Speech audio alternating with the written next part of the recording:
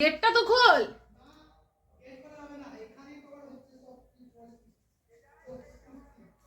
এই মা তাড়াতাড়ি কর, আমি বাজার যাবো, দরকার আছে রে।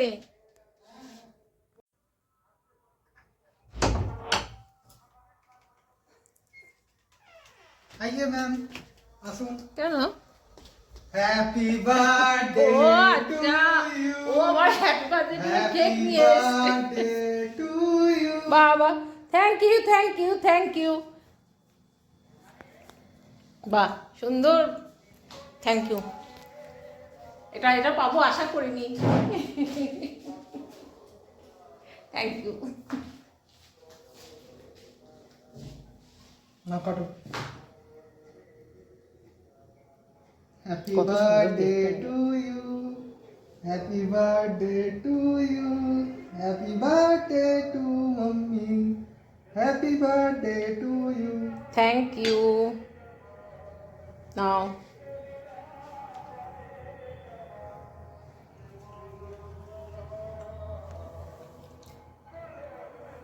Thank you. বাহ কি সুন্দর সারপ্রাইজ।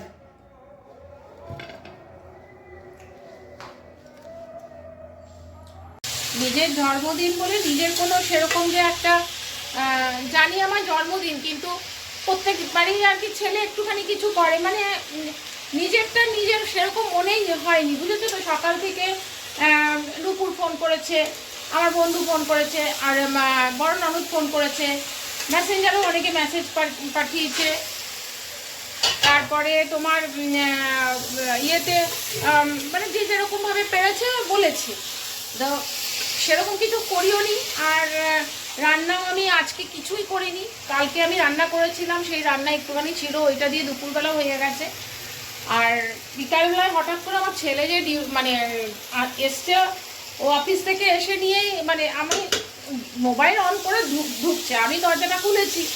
এবার আমি ভাবলাম যে এই আর কি মারছে কিছু, হয়তো আমি বললাম ব্লগ বানাচ্ছি, বলতে হ্যাঁ ব্লগ বানাচ্ছি, এখন দেখাবো না বলে আমাকে ঘরে আটকে দিয়েছে। দিয়ে ও এইগুলো করেছে, করে টোরে নিয়ে আমাকে সারপ্রাইজ দিয়েছে। আমি বললাম সত্যি কথাই, আমার বড় কিছু চাই না, 10 টাকার 20 টাকার কেকও আমার কাছে একটা বিশাল ইয়ে হয়েছে আজকে, খুবই ভালো লাগলো। আমি কিন্তু আজকে সকাল থেকে একদম ভিডিও করিনি আজকে, কালকের ভিডিওটা আমি পোস্ট করেছিলাম, পোস্ট করেছি, তাও সন্ধ্যেবেলায় পোস্ট করেছি, কিন্তু আজকে কোনো ভিডিও করিনি। কিন্তু ও যখন করলো, তারপর আমার ছেলেকে নিয়ে একটু বেরিয়েও ছিলাম। তো আমার ছেলের ইয়ে ছিল যে আমরা দুজন যাবো মোমো খেতে। সেদিন আমি আর ছেলে গিয়ে মোমো খেয়েছি, খুব ভালো লেগেছিল, তো ওই জন্যই গেছিলাম। আর ছেলে বলে একটু চিকেন নিয়ে নাও, চিকেন আর ভাত করে দেবে। বললাম ঠিক আছে তাহলে তাই করে দিই।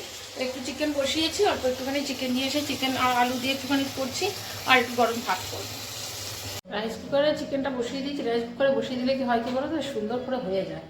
একটুখানি টাইমটা একটু দেখতে হয়, না হলে তো বেশি গলে যাবে আর কি সেরকম, কিন্তু খুব সুন্দর। Chicken ready.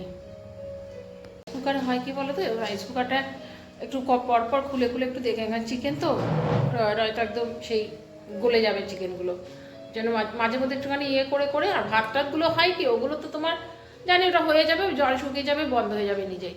চিকেন টিকেনগুলো বসালে একটুখানি দুবার একবার খুলে খুলে দেখে নিতে হয়, কিন্তু হয়ে যায় খুব সুন্দর। গরম ভাত, গরম চিকেন, গরম, ফ্যান চালিয়েছি ওপরে। চলো 10টা বাজে, আসলে দেরি হয়ে গেল রান্না করতে, তাও তো এগুলো তো ছিল বলে তাড়াতাড়ি করে হয়ে গেছে। ছেলে খায়নি এসে পরে সেরকম কিছু, একটু বাদাম নিয়ে এসেছিলো, বাদাম আর একটুখানি ইয়ে খেয়েছে, আর চা খেয়েছে। আমি বললাম খিদে পেয়েছে, একবারে খাবার দিয়ে দিচ্ছি তারা। চলো ডিনার করে নিই। আর ভিডিওটা আমি এখানে এন্ড করছি। ভিডিওটা কিন্তু করার কোনো রকমের ইচ্ছে আজকে ছিল না, আমি ভিডিও করিও নি, মাঝখান থেকে দেখবে ভিডিও শুরু হয়েছে, জাস্ট ছেলে ওইটা সারপ্রাইজ দিল বলে।